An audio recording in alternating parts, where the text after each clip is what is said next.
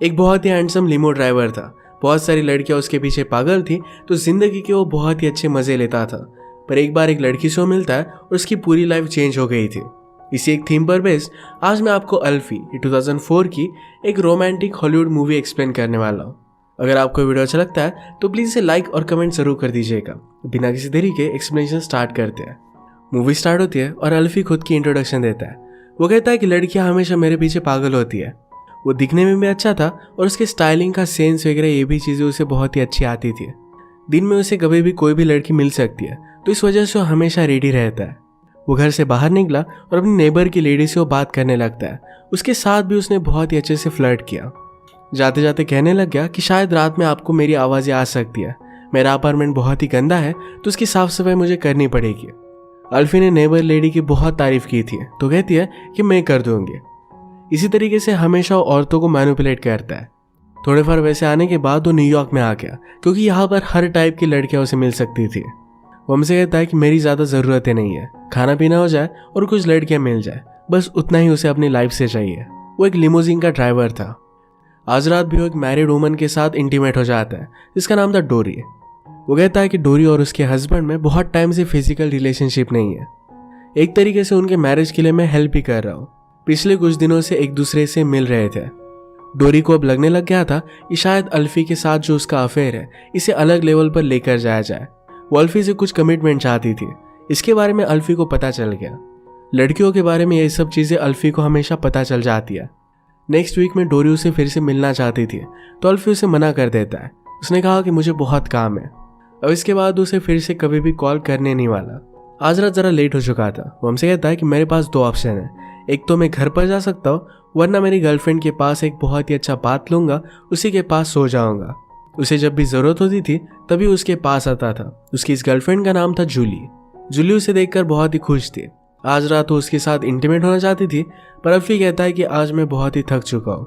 जूली समझ गई कि कुछ ना कुछ तो गड़बड़ है। वो अल्फी को ऑनेस्टली बताने के लिए गई थी कि आज रात वो कहा था, पर अल्फी उसे कुछ भी नहीं बताता। जूली ने कहा कि तुम इस तरीके से मेरा फ़ायदा नहीं उठा सकते। अल्फी को लगता था कि अगर उसने कमिटमेंट की तो उसकी लाइफ वहीं पर ख़त्म हो जाएगी। उसे फिर अपने पार्टनर की उंगलियों पर नाचना पड़ेगा। आज रात जूली ने उसे आई लव यू कह दिया, पर अल्फी सिर्फ उसे थैंक यू कहता है। इस बात से जूली को बहुत ही ज़्यादा बुरा लगा। वो चिल्लाने लग गए। तभी उसका बेटा उठकर आ जाता है। अल्फी को छोटे बच्चे बहुत ही ज़्यादा अच्छे लगते थे। वहाँ से फिर वो चला जाता है। अगले दिन वो अपने काम पर आया। उसका फ्रेंड जिसका नाम है मार्लोन, ये बहुत ही अपसेट था। उसकी गर्लफ्रेंड और उसके बीच में ब्रेकअप हुआ है। रात में 3 बजे उसके सामने गिड़गिड़ाने के लिए वो गया हुआ था, पर फिर भी उसने उसे माफ़ नहीं किया। एक्चुअल में मार्लोन और उसकी गर्लफ्रेंड की रिलेशनशिप बहुत ही अच्छी चल रही थी और मार्लोन को लगता था कि उसे कोई अच्छी मिल जाएगी। इसी वजह से उसने उसके साथ ब्रेकअप किया था। जब गर्लफ्रेंड लाइफ में रही नहीं, तब उसने रियलाइज़ किया कि उससे ही प्यार करता था। अल्फी इस तरीके की बहुत सारी रिलेशनशिप्स देखता है जिसमें लोग सिर्फ झगड़ते रहते हैं। उसका बॉस और उसकी वाइफ भी हमेशा झगड़ते रहते हैं, तो उसने कहा कि मैरिज अगर इसी तरीके से होगा तो उस पर वो बिलीव नहीं करता। अल्फी के साथ मार्लोन अपनी गर्लफ्रेंड को मनाने के लिए गया। यह एक लड़की अल्फी को पहचान लेती है। ये एक रात साथ थे, पर अल्फी उसे पूरी तरीके से इग्नोर कर देता है।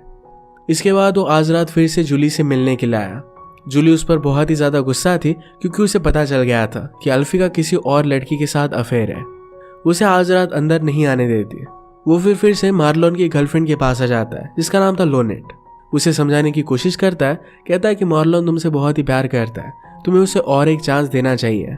ये दोनों फिर यहाँ वहाँ की बातें करने लग गए। म्यूजिक लगाकर लोनेट डांस करती है। अल्फी कहता है कि अगर इस तरीके का डांस मुझे आता तो मैं यहाँ पर नहीं होता, तुम्हें तो स्टार होना चाहिए। डांस करते करते एक दूसरे के करीब आ गए और वहीं पर इंटीमेट हो जाते हैं। सुबह होने पर अल्फी ने रियलाइज़ किया कि उसने कितनी बड़ी गलती कर दी है।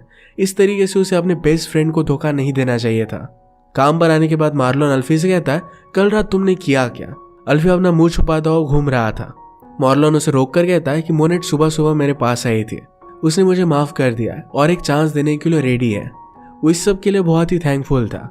अल्फी ने कहा कि ये तो बहुत अच्छा है। मार्लोन कहता है कि मैंने उसे शादी के लिए भी पूछ लिया है और तुम मेरे बेस्ट मैन बनोगे। ये सब अल्फी को बहुत ही वियर्ड लगता है, पर फिर भी अपने आप से कहता है कि उसी की वजह से उसके फ्रेंड को उसकी गर्लफ्रेंड मिल गई। उसे लगा कि शायद उसने जो भी किया सही किया। आज जूली के बेटे का बर्थडे था। अल्फी को लगता है कि आज जो जूली को मना लेगा, पर वहां पर जाने के बाद उसने नोटिस किया कि जूली किसी और के साथ है। अब वो उसे मनाने के लिए कुछ भी कर नहीं सकता। अल्फी कहता है कि मुझे इन सब बातों से ज़्यादा कुछ भी फर्क नहीं पड़ता। वो गेम में फिर से वापस आने के लिए रेडी था। आज रात वो 2 लड़कियों से मिला और दोनों को घर पर लेकर जाता है। इंटीमेट होते वक्त अचानक से उसे कुछ प्रॉब्लम आ गई। वो आज रात कुछ भी परफॉर्म नहीं कर पाता। पूरे वीक में उसे अलग अलग लड़कियों के साथ चांस मिला, पर फिर भी किसी के सामने भी वो परफॉर्म नहीं कर पाता। डॉक्टर के पास आने के बाद डॉक्टर ने उसे पूछा, क्या तुम्हें साइकोलॉजिकल कुछ प्रॉब्लम आया? क्या किसी से तुम्हारी कोई बात हुई जिस वजह से तुम्हें बहुत ही अपसेट लगा होगा? एक्चुअल में अल्फी फिर से एक दिन जूली को मनाने के लिए गया हुआ था। जूली ने उसे कहा कि लाइफ से हमें अलग अलग चीज़ें चाहिए, तुम मेरे साथ सीरियस रिलेशनशिप नहीं चाहते। अल्फी को लगता है कि जूली पूरी तरीके से बदल चुकी है। उसे इस तरीके से अपने लाइफ से जाता हुआ देख उसे बहुत ही बुरा लगा था। शायद इसी वजह से उसे प्रॉब्लम आया था। डॉक्टर उसका प्राइवेट पार्ट चेक करते हैं और डॉक्टर के सामने सब कुछ सही से चल रहा था। डॉक्टर ने कहा कि सब कुछ वर्क कर रहा है, पर मुझे वहां पर एक लम्प लगा। ये लम्प कैंसर का हो सकता है। इस वजह से अल्फी बहुत ही ज़्यादा डर जाता है। वो जब घर पर आया तो लोनेट उसका वेट कर रही थी। उसे कहती कि मैं प्रेग्नेंट हूँ। ये बच्चा अल्फी का है या मार्लोन का, इसके बारे में उसे पता नहीं था। अगर लोनेट ने बच्चा होने दिया और ये वाइट निकल कर आता है तो मार्लोन हमेशा के लिए उसे छोड़कर चला जाएगा। उन दोनों को इस बच्चे को अबॉर्ट करना यही बात सही लगती है। हॉस्पिटल में जाकर फिर लोनेट अपने बेबी को अबॉर्ट कर देती है। जो भी सब अल्फी ने किया इसके लिए उसे बहुत बुरा लगता है। अगले दिन वो डॉक्टर के पास आया। उसके आज रिजल्ट आने वाले थे। वो बहुत ही ज़्यादा डरा हुआ था। वॉशरूम में एक ओल्ड मैन से मिलता है। ओल्ड मैन उससे बात करने लग गया और कहता है कि जब मैं तुम्हारी तरह यंग था तो हमेशा लाइफ से भागता रहता था। उसकी वाइफ हमेशा उसे कहती रहती थी कि उन्हें वैकेशन पर जाना चाहिए, पर ओल्ड मैन ने कभी भी इस पर ध्यान नहीं दिया था। पर एक दिन अचानक से उसकी वाइफ की डेथ हो गई। वो इस बात को बहुत रिग्रेट करता है। अपनी वाइफ को याद करते हुए वो उस वैकेशन पर जाकर आया था। वो अल्फी से कहता है कि लाइफ में 2 ही चीज़ें इंपॉर्टेंट है, किसी ऐसे पर्सन को ढूंढना जिससे तुम बहुत प्यार करो, उसके बाद हर एक दिन ऐसे जियो जैसे कि वो तुम्हारा आखिरी हो। अल्फी को स्टोरी सुनकर बहुत बुरा लगा था। ओल्ड मैन उसे कहता है कि मेरा कार्ड लो, अगर तुम्हें लाइफ में कोई भी प्रॉब्लम है तो मुझसे तुम डिस्कस कर सकते हो। अल्फी के टेस्ट का रिजल्ट आता है और उसे कुछ भी हुआ नहीं था। वो बहुत ही ज़्यादा खुश हो जाता है। अपनी लाइफ और बिजनेस इन सब के प्लान्स उसने बनाए थे। वो एक क्लाइंट को राइड देता है जिसमें एक बहुत ही ब्यूटीफुल सी एक लेडी थी जिसका नाम था लीज। ये उससे उम्र में ज़रा ज़्यादा थी, पर अल्फी को फिर भी वो पसंद आई थी। वो कार में उसके साथ फ्लर्ट करता है। एक जगह पर वो शॉपिंग करने के लिए गए। लीज के साथ जो आदमी था वो अल्फी को बाहर ही रुकने के लिए कहता है। अल्फी उसकी बात मानता नहीं और अंदर आ गया। लीज जो कपड़े ट्राई कर रही थी इसके बारे में अल्फी अपनी ओपिनियन देता है। अल्फी ने लीज से पूछा कि क्या ये आदमी तुम्हारा हस्बैंड है? लीज ने कहा कि ये किसी और का हस्बैंड है। उसके हमेशा अलग अलग बॉयफ्रेंड्स रहते हैं। उसने लीज को उसके होटल पर छोड़ दिया और जाते जाते अपना नंबर देकर जाता है। उसे लगता है कि इतनी हाई स्टैंडर्ड वाली लेडी अगर उसे भाव दे रही है तो उसे सेटल डाउन नहीं करना चाहिए। अभी भी लाइफ के बहुत सारे मजे ले सकता है। जो भी उसने डिसाइड किया था इन सारी चीज़ों के बारे में भूल गया। नेक्स्ट सीन में उसे मार्लोन का लेटर मिलता है। मार्लोन और लोनेट ये दोनों अलग सिटी में मूव हो गए थे। लोनेट का आइडिया था कि मार्लोन को अल्फी से लास्ट टाइम नहीं मिलना चाहिए। आज क्रिसमस था और अल्फी अकेला है तो उसे बहुत ही बुरा लगता है। इस वक्त रिलेशनशिप में होना है बहुत ही अच्छा होता है। रास्ते से गुजरते वक्त उसने एक लड़की को देखा जिसका नाम था निकी। उसे वो बहुत अच्छी लगी थी तो उन्हें वो राइड दे देता है। निकी एक फ्री स्पिरिट थी। उसे जो अच्छा लगता था वो हमेशा वो कर डालती थी। चीज़ों के बारे में सोचना उसे ज़्यादा अच्छा नहीं लगता था। अल्फी को उसकी सारी बातें बहुत अच्छी लगी। वो आज रात एक पार्टी में जा रही थी तो अल्फी को भी इनवाइट करती है। इन्होंने एक रात साथ में स्पेंड की। अल्फी को कोई भी रिलेशनशिप अच्छी नहीं लगती, पर निकी से पूछता है क्या तुम क्रिसमस के लिए मेरे साथ रुक सकती हो? निकी भी इस बात के लिए मान गई। ये अलग अलग प्लेसेस पर गए और अपना टाइम इन्होंने बहुत अच्छे से स्पेंड किया। ऐसे इनके बहुत सारे दिन गुजर जाते हैं। एक दिन पार्टी करते करते निकी अल्फी का ग्लास तोड़ देती है। अल्फी को रियलाइज होता है कि शायद इनकी रिलेशनशिप यही तक चलने वाली थी। इसके बाद निकी का गुस्सा बाहर आने लग गया था। वो छोटी छोटी चीज़ों पर गुस्सा हो जाती थी। इन दोनों में बहुत ही ज़्यादा फाइट होने लग गए। एक दिन वो अल्फी से पूछती है कि आज रात तुम कितने बजे घर पर आने वाले हो? अल्फी कहता है कि इस तरीके का क्वेश्चन उससे आना है बहुत ही ज़्यादा डेंजरस बात है। अब जल्द से जल्द उसे निकी से ब्रेकअप करना पड़ेगा। निकी उसे रोकने के लिए उसके सामने न्यूड हो जाती है, पर फिर भी अल्फी रुकता नहीं।